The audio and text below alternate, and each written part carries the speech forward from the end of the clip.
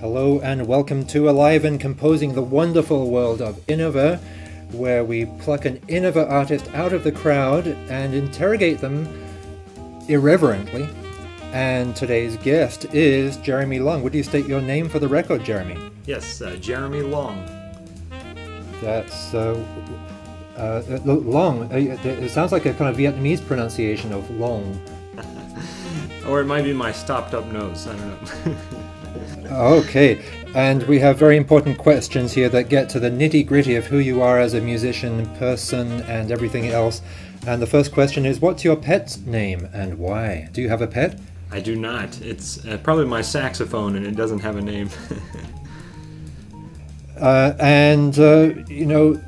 It sounded like you've got young creatures around your house there. I do, yes. I have two daughters, 2 and 5, and they definitely keep me busy. And are they budding saxophonists as well? It changes every day. It was upright bass for a while, then the oboe, and this just came out of the air, all of these instruments, and then it was the guitar. It's on the guitar now. Well, you've got a great ensemble in the making. And given all of your things to do with saxophones and family, do you spoil yourself? And if you had time, what would you do? Well, if I would have time, I would hike. I love to be outdoors. My wife and I both love to do that. We've been doing that for years, and definitely gives us a chance to get away from all the beeps and email and whatnot. And I imagine you need some good lungs and lips and embouchure pressure and things. Does general physicality and health play into your life like that? It does. I think my wife would want me to work out even more to be healthy. I don't have a strict exercise regimen or anything, but I do try to practice as much as I can. Although you would think, since I'm a professor of saxophone, that I would actually get to practice the saxophone, but that's not always the case. Well, isn't that like a lot of your students who use their lesson time to practice? Exactly. Yes, very good point. Yes, I always tell them the story that, when I went to college, I gave up cable. I didn't watch TV. I barely had time to do everything. So. Now, if you weren't making music as a career, what might you have been doing instead? That's a great question. I guess I've been doing music for so long, I don't even know. I love to listen to all different styles of music. I guess I like to tinker around on the computer, although I guess I'm not a computer programmer. So maybe some field, in technology possibly. And what kind of traveler are you? I believe you're like a globe-trotting sax player, so does everything fit into your case, or do you have a lot of hat boxes?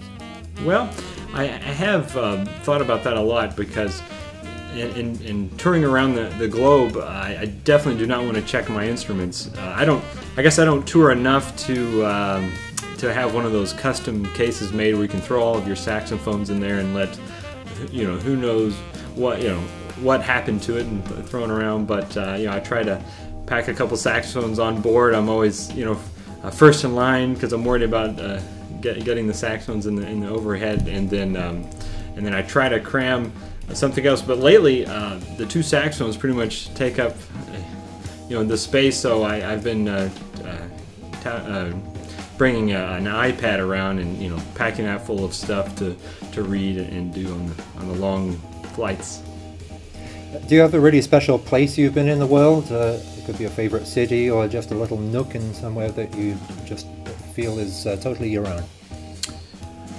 Well, I guess I really enjoyed Japan. I had the opportunity to tour with the Cincinnati Symphony Orchestra for 2 weeks in Japan and play in many of the concert halls around Tokyo and in Nagoya and Osaka. And I really had a great time just exploring the city on my own. I do not speak Japanese, but I felt like I had a really fun time just trotting around Tokyo, taking in the sights and sounds and the food, and it was a great time.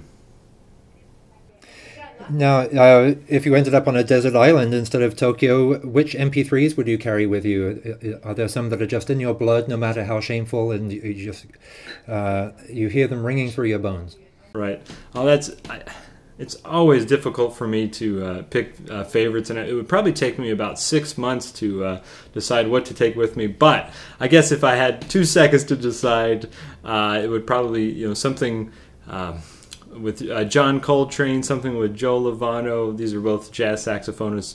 But then also even something by, let's see, Fish. I like that band.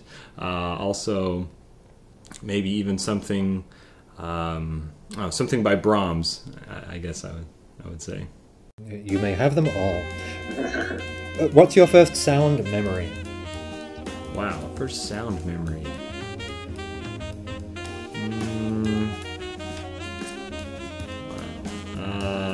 First sound memory. I don't even know. Like first piece of music I heard, or anything. It could be that. I mean, you could say like the heartbeat of your mother through the amniotic fluid has somehow influenced your tonal qualities on the sax, but you don't need to go back that far. Right. I did have the very first Van Halen CD, or I guess it was a tape at that time when I was in maybe kindergarten or something. So I remember, listening to that. I probably shouldn't have been listening to that at that age. I don't know. That explains everything right there. Right.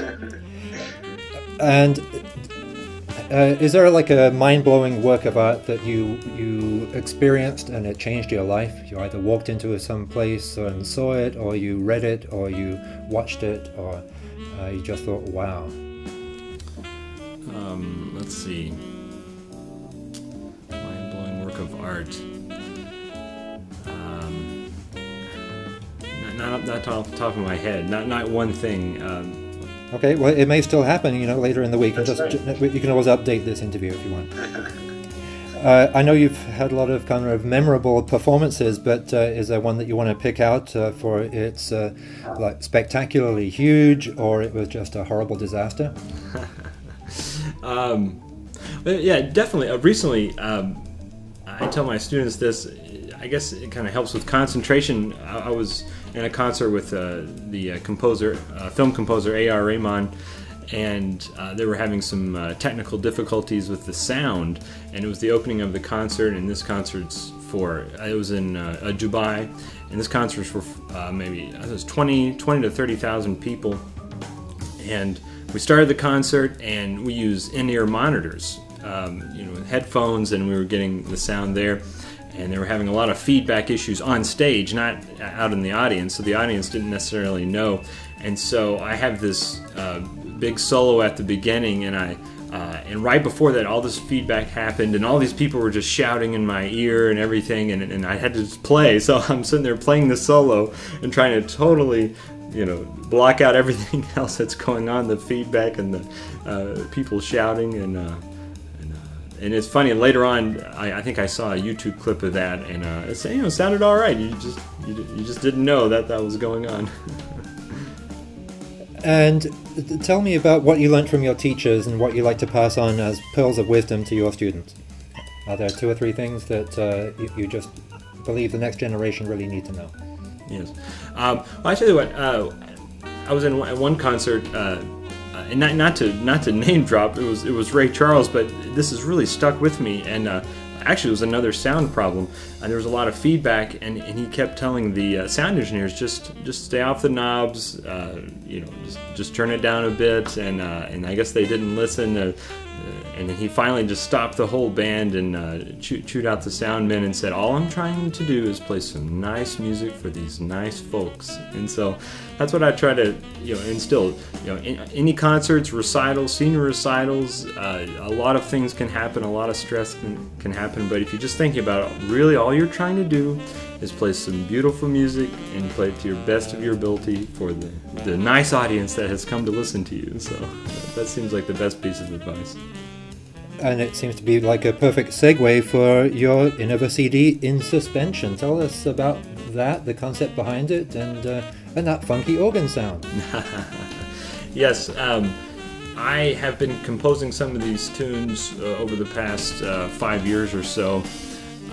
The disc has about 6 of my own tunes and 2 standards, and so I've been playing some of the repertoire for a little while in different groups, some without organ, with organ, and then I composed a few of them recently with the organ in mind, and I think it really developed in the fact that I had 2 wonderful musicians to play with, Steve Snyder, the organist, and Jason Tiemann, the drummer, and I just felt like this was the time to record these tunes, even though I had been playing some of them for a few years. I just felt like it fell together, and I just love what Steve does with the organ. Is there a particular piece you want to single out as we're listening to something in the background? Oh, sure. How about let's see. How about Shorter Tones? All right. Does that relate to Mr. Wayne at all? It does. It does. It relates to Wayne Shorter, the fabulous, spectacular tenor saxophonist and composer. I took one of his tunes, "Children of the Night," and it was more of an exercise, really. Let's see. I forget what I did first. I maybe took the melody away and wrote a new melody of my own to his harmonic structure, and then I reharmonized that. Or maybe I did the other. Maybe I reharmonized his melody, and then I wrote a new melody to that, and then changed that. At any rate, I started with his tune, and it just formed into my own composition. That sounds great. And anything exciting coming up on the horizon that we should know about? Yes, planning some performances with my group this summer. CD release at the Blue Wisp in Cincinnati. Hopefully going to play at some other places, possibly in Indianapolis. I've been asked to headline the East Price Hill Jazz Festival in Cincinnati in September 29th. Let's see, I'm also playing with the Cincinnati Chamber Orchestra coming up, and I'm looking forward to that, and also playing another concert with A.R. Rahman in Mumbai in May. Excellent. And now you're going to appear on YouTube, of all things. I'm a star. So thanks so much for talking with us today, and best of luck with In Suspension. Well, thank you. It's been a pleasure.